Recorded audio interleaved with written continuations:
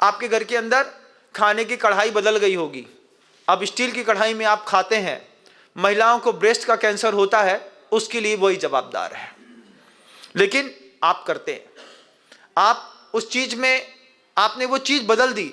लोहे की कढ़ाई रहती थी, मिट्टी का तवा रहता था, कैला होता था, एक कैला शब्द आपने सुना हो नहीं सुना हो, ऊपर रख देते थे, उसी में रोटी सेकते थे। रोटी में मजाल है कि एक काली छिटक पड़ जाए, एक काली छिटके नहीं पड़ती थी। और अभी दिखा दो तो वह करिया करिया करिया पूरी रोटी काली काली काली दिखाई देती है, आता नहीं है। पकाने का बर्तन अलग होता था, जल भरने के पात्र सिर्फ तांबे का होता था। मुझे आप बताओ कि जो आपने लोहे की या स्टील की टंकी खरीदी है, इसके बदले में अगर आप तांबे की खरीद लेते तो क्या बिगड़ जाता। लेकिन आपने जो देखा है आप उस पर जी रहे हैं। एक तांबे की गुंड होती थी, तांबे की टंकियां होती थी। आप मार्केट में डिमांड करो, आप डिमांड करोगे तो मार्केट में लोग ला करके आपको देंगे। भैया एक तांबे की बहुत बड़ी गगरी चाहिए है, तो गगरी ला कर दे दो, उसको मांजोगे तो साफ सुथरी भी दिखेगी, आपके जल से आपके जीवन के स्रोत भी बनेंगे। लेकिन वो भी एक इनविजुअल किलर्स है। खाने में चांदी के बर्तन होते थे। चांदी के बर्तन खाने के लिए गृहस्थ यूज करता था। आज साधु को तो मिल जाता है, गृहस्थ को नहीं मिलता। किसी भी चीज में किसी भी गलती के कारण भी, मान लीजिए एक ओटी आप पी रहे हैं या फिर आप कुछ फूड ले रहे हैं, उसमें कोई जहर चला गया, मकड़ी मर गई, या फिर उसमें कोई कीड़ा उबल गया, या फिर आपकी सब्जी में कहीं पर बहुत ज़्यादा पेस्टिसाइड है, आपने चांदी की कटोरी, चांदी के बर्तन में जैसे ही वो सब्जी डाली, वो सब्जी चांदी के रिएक्शन के साथ काली पड़ जाएगी। काली पड़ते साथ ही आप बोलते हैं ये सब्जी में जहर है, इसको अलग कर दो। तो आप उसको अलग कर देंगे, आप उसको किसी और को देंगे तो उसको पता चलेगा। तो हमारे यहाँ पहले भोजन को टेस्टिंग करने के लिए चांदी के बर्तन होते थे। चांदी किसी भी रासायनिक चीज़ों में रिएक्शन बहुत जल्दी करती है, इसलिए गुरुओं को भी चांदी के बर्तन में देते थे। महाराज अगर कुछ गलत होगा तो आपको दूर से भी दिख जाएगा। लौकी की हरी हरी दिखती सब्जी जैसे चांदी की कटोरी में डाली, वो काली पड़ गई। उसको उठवा करके अलग किया, पता चला कि इतनी कड़वी थी, उसमें पॉइजन इतना हो गया था कि उस पॉइजन के कारण जिसको पास जाती वही मर जाता। एक टुकड़ा खा करके देखा, करेले से ज़्यादा कड़वी, लेकिन चांदी के कटोरों ने बता दिया। लेकिन आज हमारे यहाँ वो भी प्लास्टिक का और पता नहीं दुनिया भर की क्या चीज़ आपके घर के अंदर होगी, सेरामिक यूज़ करते होंगे। आप पढ़े लिखे हैं कि बारबेरियंस हैं? क्या हैं आप? क्या बोलूं मैं आपको? प्रचार तंत्र में शामिल हर चीज है आपके घर के अंदर, लेकिन गुरु के उपदेश से, गुरु उपदेश अभ्यासात संवित्ति स्वपरांतरम जानाति यह स जानाति मोक्ष सौख्य निरंतरम। तुम्हारे साधन सामग्री सुख वाले हैं लेकिन दुख पैदा करते हैं। हमारी साधन सामग्री अंतिम परिणाम में शांति पैदा करती है, सुख की ज्यादा अपेक्षा रहती नहीं है। ये ठंडी आ गई, इस ठंडी में मैं पूरी दुनिया के साधु वर्गों से कहना चाहूंगा, इस ठंडी आ गई है, ठंडी में आप कमरा बंद कर लेंगे, प्रॉपर प्लास्टिक से दरवाजा पैक कर लेंगे, फिर कमरे के अंदर 4, 5, 6 हैलोजन जला लेते हैं। साधु को ठंडी लगती है, हैलोजन जला दिया, नहीं तो एक सिगड़ी धर दी, नहीं तो कुछ और तीसरा कोई सिस्टम उन्होंने डेवलप कर लिया, लेकिन कमरा 100% पैक रहता है। बाहर की हवा थोड़ी भी घुसेगी तो कमरा ठंडा होता है।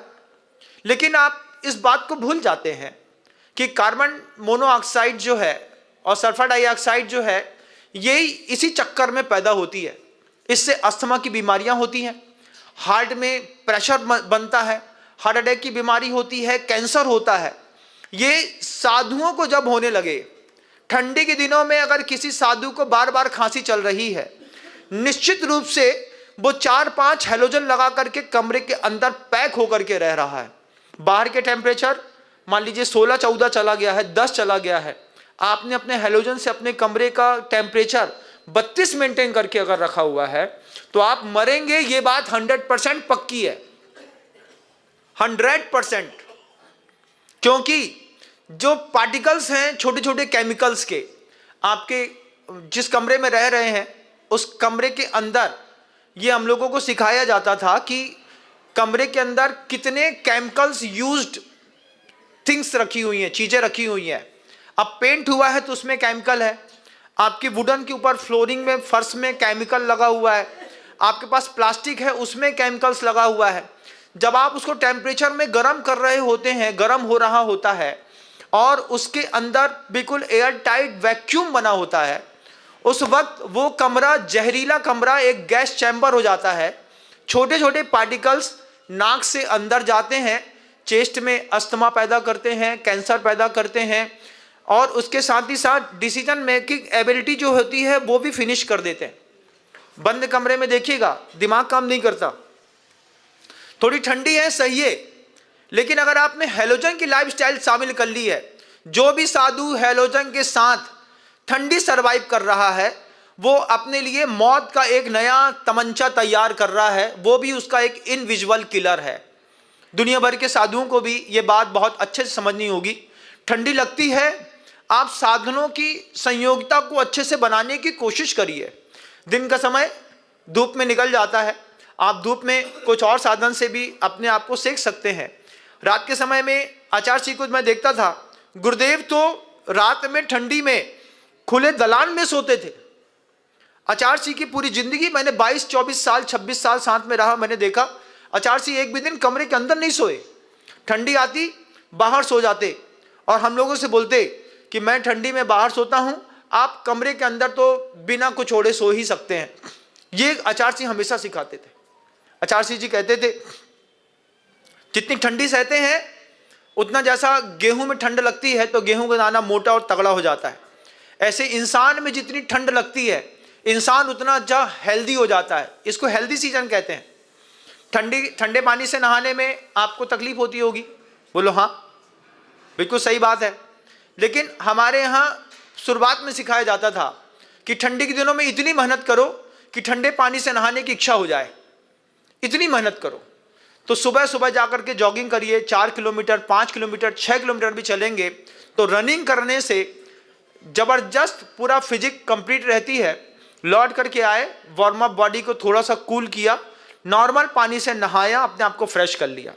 लेकिन अभी के जो बारबेरियंस हैं ये दिन के 9 बजे उठेंगे, बाथरूम को बंद करेंगे, गीजर चालू करेंगे, गर्म पानी से नहाएंगे, एक नंबर के जाहिल, और बढ़िया वहीं के वहीं खाएंगे पिएंगे और धीरे से निकल लेंगे। क्या हुआ महाराज, हमारे लड़के को महाराज जी -13 का चश्मा लगा है, सिलेंड्रिकल 150, और किसी को +7 का लग गया है। और उसमें माँ पिता अपने आप को इंप्रेसिव महसूस करते हैं कि छोटी उम्र में हमारा बच्चा चश्मा पहन रहा है, इसका मतलब हमारा लड़का पढ़ंतरा है। पढ़ंतरा नहीं है भैया, बारबेरियंस है।